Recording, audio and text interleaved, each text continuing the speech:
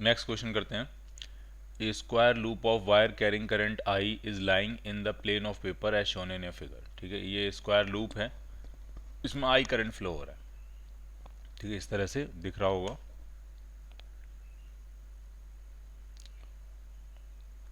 I current ये flow हो रहा है और मैग्नेटिक फील्ड जिस तरह से बताया गया है उस तरह से ये मैग्नेटिक फील्ड है। अभी किस डायरेक्शन में रोटेट करेगा, कौन सा हिस्सा बाहर आएगा, कौन सा हिस्सा अंदर आएगा, ये आपसे पूछा गया है। तो समझने वाली बात यह है कि इसका मैग्नेटिक मोमेंट किस डायरेक्शन में होगा। ठीक, तो इसका जो मैग्नेटिक मोमेंट होगा, अगर करंट जो है ऊपर से क्लॉकवाइज दिख रही है, इस तरह से आपका लूप है और करंट जो है वो क्लॉकवाइज दिख रही है, तो magnetic moment into the plane of paper हो जाएगा। ठीक है, मैग्नेटिक मोमेंट की डायरेक्शन एम अंदर की तरफ होगी। ठीक, तो एम की डायरेक्शन हो गई अंदर की तरफ एम, और जो मैग्नेटिक फील्ड है वो इस डायरेक्शन में है। तो अब आपको एम क्रॉस बी करके टॉर्क की डायरेक्शन निकालनी होगी। टॉर्क का फॉर्मूला जो होगा वो होगा एम क्रॉस बी। तो राइट हैंड को रखना होगा मैग्नेटिक मोमेंट की डायरेक्शन में अंदर की तरफ, प्लेन ऑफ पेपर के अंदर की तरफ, और उसको फिंगर्स को कर्ल करके मैग्नेटिक फील्ड की तरफ लाना होगा। तो अगर आप कर पा रहे हो ये, तो टॉर्क की डायरेक्शन ये बनेगी एम क्रॉस बी, ये आएगा टॉर्क की डायरेक्शन। टॉर्क यानी इस डायरेक्शन में, इस डायरेक्शन में टॉर्क है, ये है टॉर्क। तो अगर कोई पर्सन यहाँ खड़े होकर देख रहा है तो वो कहेगा टॉर्क आउटवर्ड्स है। तो इस पर्सन के हिसाब से टॉर्क अगर बाहर की तरफ है तो वो कहेगा कि लूप एंटी क्लॉकवाइज घूमेगा। ठीक, लूप कैसे घूमेगा, एंटी क्लॉकवाइज, इस पर्सन के हिसाब से। अब इस पर्सन के हिसाब से अगर आप एंटी क्लॉकवाइज घुमाओगे तो ये इस तरह से घूमेगा लूप। यानी के एल वाला जो सेक्शन है, के एल वाला सेक्शन ये बाहर की तरफ आएगा, ये आउटवर्ड्स निकल के आएगा बाहर की तरफ। और जो एम एन वाला सेक्शन है ये अंदर की तरफ जाएगा, प्लेन के पेपर के प्लेन के अंदर घुस जाएगा। ठीक, इस पर्सन के हिसाब से लूप जो है वो एंटी क्लॉकवाइज घूमना है। तो इस तरह से इसका आंसर बनेगा, के एल जो है वो बाहर की तरफ आएगा और एम एन जो है वो अंदर की तरफ जाएगा। और किसके अबाउट घूमेगा, पी क्यू के अबाउट घूमेगा। ठीक है, के L coming out of the page, so your answer will B A part, P Q के अबाउट घूमेगा।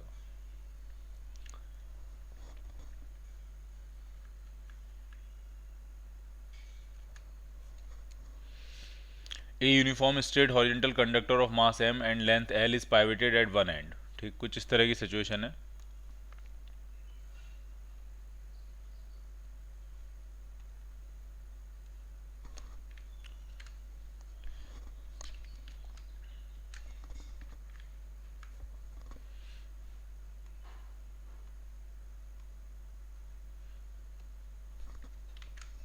सिंपल बना लेते हैं। मान लिया एक रॉड है ये इस तरह से, और ये अपने इस एंड, इस हिंज पे पाइवेटेड है। ठीक, मास m है, लेंथ इसकी l है, वर्टिकल मैग्नेटिक फील्ड जो है वो v प्रेजेंट है। ठीक है, इस तरह से v प्रेजेंट है। ये टॉप व्यू हम बना रहे हैं, टॉप व्यू है ये, ऊपर से देखने वाला व्यू है ये। और इसमें कह रहे हैं कि हमने q चार्ज इसमें से पास कराया तो एंगुलर वेलोसिटी कितनी गेन करेंगे। ठीक, तो मैंने कहा चलो q चार्ज आपने t टाइम में पास कराया, एडवांस लिखा है, कुछ तो टाइम लगा होगा, बहुत कम ही टाइम इंटरवल सही, लेकिन कुछ टाइम इंटरवल लगा होगा। तो टी टाइम में हमने क्यू चार्ज पास कराया, तो इसका मतलब उसके अंदर जो करंट पास करेगी वो क्यू बाई टी हो जाएगी। तो उस पर जो फोर्स लग रहा होगा, अगर मान लिया इस तरह से मैंने करंट फ्लो कराई है, तो इस डायरेक्शन में इसमें फोर्स लगेगा। तो फोर्स कितना लगेगा, तो फोर्स का फॉर्मूला होगा बी आई एल बी, ये फोर्स लगेगा। और पूरे वायर पे यूनिफॉर्म फोर्स लगेगा, तो उसको हम इसके सेंटर पे मान सकते हैं टॉर्क निकालने के लिए। तो टॉर्क जो आएगा आपका वो आ जाएगा F into L by two, ये टॉर्क आ जाएगा। एफ की वैल्यू डाल देते हैं, तो टॉर्क आपको मिलेगा, एफ आ जाएगा I L B into L by two, ये टॉर्क हो जाएगा। अब समझने वाली बात यह है कि टॉर्क को अगर हम टाइम से मल्टीप्लाई करें, इतना टॉर्क कितनी देर तक लगा, टी टाइम तक लगा, तो टॉर्क को अगर हम टाइम से मल्टीप्लाई करें तो एंगुलर मोमेंटम आ जाएगा इसका, और वहाँ से एंगुलर वेलोसिटी निकाल सकते हैं। तो कैसे कर रहे हैं वो आप देखते जाओ। ये जो करंट है, करंट, इस करंट को मैं चेंज करके लिख रहा हूँ क्यू बाई टी, और टॉर्क इंटू टाइम। ठीक है, ये एंगुलर इम्पल्स बन जाएगा, टॉर्क इंटू टाइम, और यही चेंज इन एंगुलर मोमेंटम के बराबर होगा। तो इसको हम आई ओमेगा लिख सकते हैं, और वो किसके बराबर है, वो है Q L B into L by two. ठीक, आई कितना होगा रॉड का एंड के अबाउट, तो वो होता है ml²/3 into omega equal to कितना आ जाएगा, तो ये आ जाएगा QL²B/2। तो अच्छी बात ये है कि L² से L² यहाँ पे कैंसिल आउट हो जाएगा। तो जो एंगुलर वेलोसिटी आ रही है, फाइनल एंगुलर वेलोसिटी, वो आ रही है 3QB/2m। ये आ जाएगी उसकी एंगुलर वेलोसिटी। तो एक बार फिर से समझ लो कि इसमें हमने किया क्या है। इसमें मैंने कहा कि क्यू चार्ज फ्लो करा रहे हो, तो मैंने कहा ठीक है चलो टी टाइम में आपने फ्लो कराया क्यू चार्ज, तो हमारी जो करंट बन गई वो Q/T बन गई। करंट से निकाला फोर्स, फोर्स से निकाला टॉर्क, और torque into time change in angular momentum होता है, एंगुलर इंपल्स के बराबर होता है टॉर्क इनटू टाइम। तो वो चेंज इन एंगुलर मोमेंटम मतलब final angular momentum minus initial. Initial तो जीरो ही है, रेस्ट से शुरू कर रहा है, तो फाइनल के बराबर हो जाएगा आई ओमेगा। आई की वैल्यू डाली, कुछ चीज़ें कैंसिल आउट हुई और वहाँ से आपको ओमेगा मिल गया। सो your answer will B D part.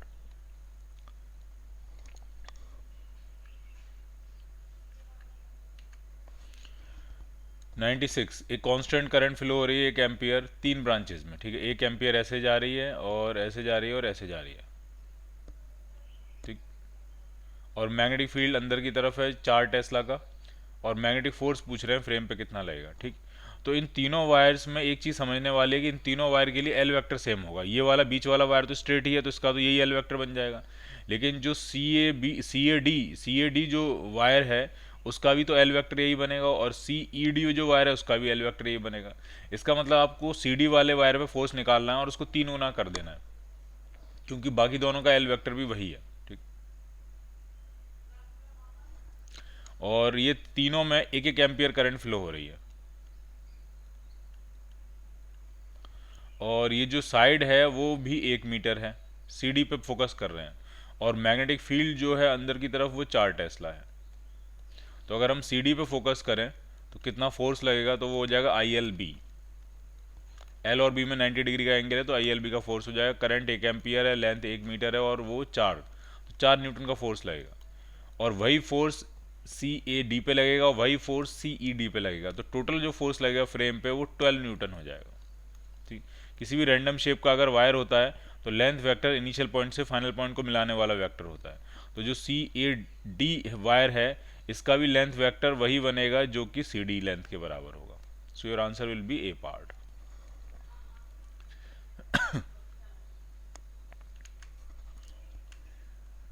A long horizontal wire P carries a current of 50 ampere. It is rigidly fixed. Another wire Q is placed directly above and parallel to P. उसका wait per unit mass दिया, wait per unit length दिया हुआ है आपको, और उसकी current भी दी हुई है। तो पोजीशन पूछ रहे हैं कि कितना दूर हो ताकि वो मैग्नेटिक रिपल्शन से जो है वो बैलेंस हो जाए। तो बहुत ही आसान है, ऐसे पहले क्वेश्चन हम पहले भी कर चुके हैं कि एक वायर ऊपर से हैंग किया है, एक वायर नीचे फिक्स कर रखा है, और आप चाहते हो रेस्ट में रहे, तो इसका मतलब इस पर magnetic repulsion per unit length is equal to weight per unit length के बराबर हो जाना चाहिए। यानी μ0 I1 I2 अपॉन 2πr, ये होगा magnetic repulsion per unit length, और वो वेट पर यूनिट लेंथ के बराबर होना चाहिए, जो कि आपको दिया है 0.075 न्यूटन पर मीटर। और आपको करंट्स वगैरह सब दी हैं, उनके बीच की डिस्टेंस पूछी है, तो ये आप कैलकुलेट कर लोगे। पहले भी कई क्वेश्चंस आए हैं और हमने सेटल किए हैं वो।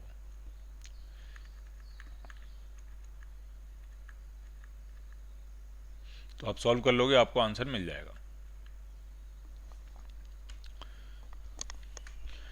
एक सर्कुलर कॉइल है, उसकी रेडियस 4 सेंटीमीटर है और 20 टर्न है, और करंट 3 एम्पियर फ्लो हो रही है, और उसको मैग्नेटिक फील्ड में रखा है, और मैग्नेटिक डायपोल मूवमेंट पूछ रहे हैं कितना होगा। तो मैग्नेटिक डायपोल मूवमेंट निकालने के लिए मैग्नेटिक फील्ड में कितना रखा है उससे कोई रिक्वायरमेंट नहीं है। Magnetic dipole movement simple M जो होगा वो उसका होगा NIA, number of turns, current और उसका एरिया। नंबर ऑफ टर्न्स 20 है, करंट जो है वो आपका 3 एम्पियर है, और एरिया जो है वो πr² करके निकालना पड़ेगा। रेडियस आपकी 0.04 मीटर है। तो आप सॉल्व करोगे और आपको एक मैग्नेटिक मोमेंट मिल जाएगा, ठीक। उस पर टॉर्क कितना लगता, तो वो फिर डिपेंड करता कि वो एक्सटर्नल कितने मैग्नेटिक फील्ड में रखी गई है, बट यहाँ ऐसी कोई रिक्वायरमेंट है नहीं 98 क्वेश्चन में। तो आप सॉल्व कर लोगे, आपको आंसर मिलेगा। 99 में कह रहे हैं small coil of n turns having a area A and current I flows through it, magnetic dipole movement, simple सीधे फॉर्मूला NIA। इलेक्ट्रॉन मूव कर रहा है कांस्टेंट वेलोसिटी v से along a circle of radius r, magnetic moment कितना होगा, ठीक है। तो इसी कंसेप्ट को हम फिर से लगाएंगे। ये मान लिया एक सर्कुलर ऑर्बिट है आर रेडियस का, और इलेक्ट्रॉन है मान लिया कोई क्यू चार्ज मान लेता हूँ मैं, और ये वी वेलोसिटी से मूव कर रहा है।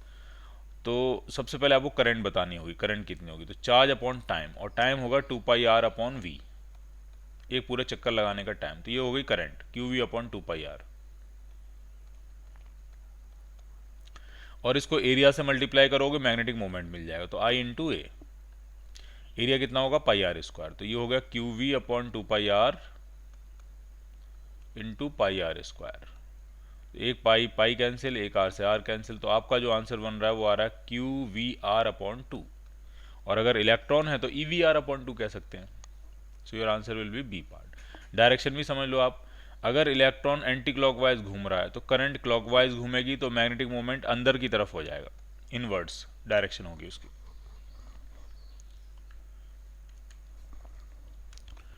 Magnetic moment of a circular coil carrying current is, ठीक है, कॉइल है और मैग्नेटिक मोमेंट पूछ रहे हैं कि किसके प्रोपोर्शनल होगा, लेंथ के बारे में बात चल रही है। तो कॉइल का जो मैग्नेटिक मोमेंट होगा वो हो जाएगा एन आई ए, एरिया कितना होगा πr², तो रेडियस के स्क्वायर के प्रोपोर्शनल हो जाएगा। बट ये लेंथ की बात कर रहे हैं, तो वायर की लेंथ कितनी होगी, तो एक लूप में लेंथ लगेगी 2πr, और आप कह रहे हो n नंबर ऑफ टर्न्स हैं, तो टोटल लेंथ ये हो जाएगी l। अब क्वेश्चन आंसर में आपका r² आ रहा है, तो जब आप r की वैल्यू यहाँ से निकाल के डालोगे तो वो लेंथ के स्क्वायर में कन्वर्ट हो जाएगा। इसका मतलब मैग्नेटिक मोमेंट वायर के लेंथ के स्क्वायर के प्रोपोर्शनल बनेगा, is proportional to the square of the length, C part. A wire of length L metre carrying a current I ampere is bent in a form of circle, magnitude of magnetic moment पूछ रहे हैं कितना होगा। बहुत ही आसान है, magnetic moment का जो मैग्नीट्यूड होगा वो हो जाएगा आई इंटू πr²। अब r कहाँ से लाओगे, तो वो l लेंथ का वायर था जिसको लूप में कन्वर्ट किया, तो l जो होगा वो 2πr होगा, तो यहाँ से r की वैल्यू आ जाएगी l अपॉन 2π, और उसकी वैल्यू हम वापस रिप्लेस कर देंगे इसमें, तो m देखते हैं कितना आ जाएगा, तो m आ जाएगा i into pi into r² मतलब l² अपॉन 4π², तो पाई से एक पाई कैंसिल आउट हो जाएगा, तो कितना बना i l² upon 4π, I l² upon 4π, B part answer बन जाएगा। A thin circular wire carrying a current I has a magnetic moment m. The shape of the wire is changed to a square and carries the same current. It will have a magnetic moment कितना होगा, ठीक। तो पहले wire जो था वो circular loop में था, सॉरी ऐसे, और इसकी लेंथ कुछ हम l मान लेते हैं, और इसके अंदर I करंट फ्लो हो रहा है, तो इसका मैग्नेटिक मोमेंट m दिया है, तो m कितना होगा I इंटू πr², और अभी हमने r को डाला था l अपॉन 2π, तो i इंटू पाई और l r को डालेंगे l अपॉन 2π का स्क्वायर, तो ये जो m आपका आ रहा था एक पाई से एक पाई कट जाएगा, तो वो आ जाएगा i l² अपॉन 4π, ये वैल्यू दी है m, पहली इक्वेशन तो ये बन गई।